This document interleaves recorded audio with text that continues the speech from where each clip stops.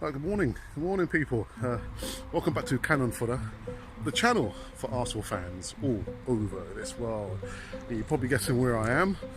Well, I'm in Ipswich on the day of my wedding anniversary, and my wife has kindly allowed me to do a quick video. Portman Road, yes, I'm in Portman Road, which is the Ipswich Town Football Club. Yeah, now when I think of Ipswich Town, I think of Bobby Robson. Do I think of Alf Ramsey? No, I don't. He was before my time. Bobby Robson just conjure up images of the Tractor Boys. Yes, the Tractor Boys were some giants, out of fashion football club. But he brought them some wonder years in European football, and of course there was that FA Cup. Yeah. When I had a quick search on the history of the Tractor Boys, there was some names that came up, and kind of got rid of those grey hairs on my chin. Yeah, John Walk, to name but a few. Paul Mariner, absolutely fantastic. And also there was, but you know, let's just take it back again.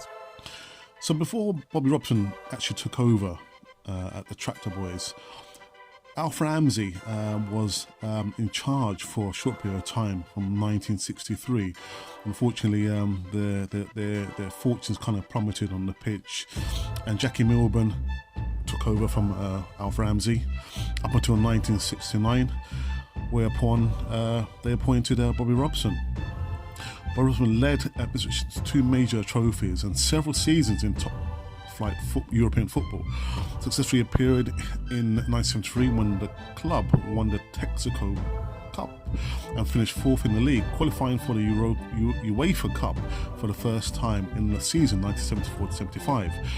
Around about a time where I was literally just right deep in West Indian cricket, thanks to my dad, which was probably one of the main other factors, which is why I didn't follow Arsenal until roughly 77-78 season, but I digress. So so they reached the semi-finals as Tractor Boys in the FA Cup for the first time, losing to West Ham United after a replay, and finished third in the league. By the late 1970s, Robson had built a strong side with talent in every department, including a Dutch pair, Arnold Muren and Frans Thijssen, to add to their flair, a team that featured British internationals such as, like I said, John Walk previously, Terry Butcher and Paul Mariner.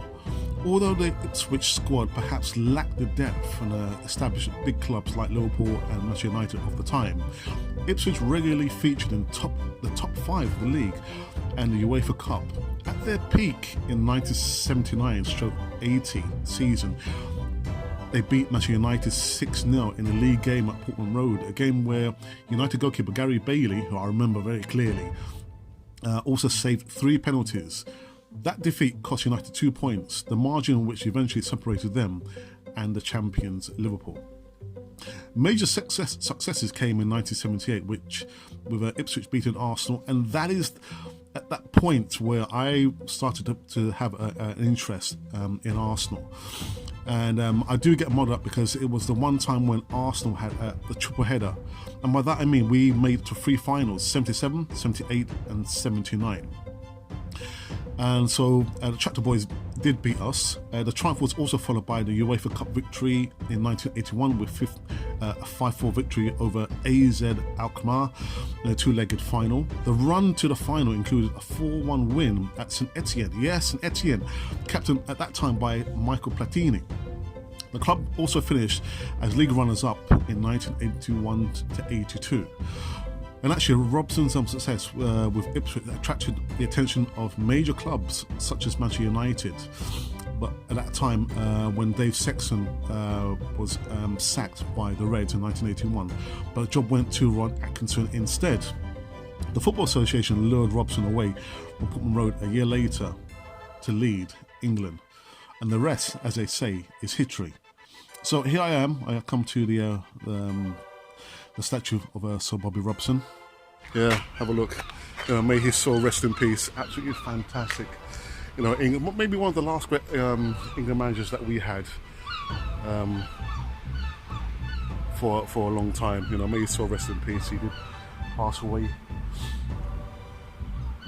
So as I walk and leave Portman Road, home of the Tractor Boys, Ipswich Town, it's been the best part of 18 years since they were in top flight football. A tinge of sadness. I hope they do make their way back into the Premiership in these precarious times, and onwards and upwards.